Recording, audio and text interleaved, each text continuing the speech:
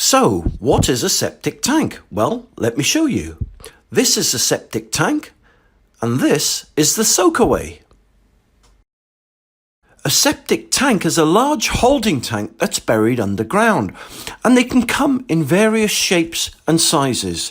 This is what they call an onion tank or a bottle-shaped septic tank. Soakaways also come in different shapes and sizes and can be made from various different materials.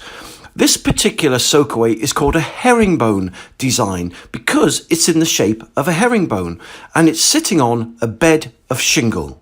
So, how does a septic tank and soakaway work? First of all, the septic tank fills up with wastewater from your house.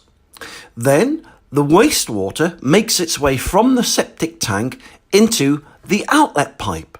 And from the outlet pipe, the wastewater then makes its way into the arteries of the soakaway and soaks away into the shingle bed below it. From there, the wastewater naturally drains away into the soil.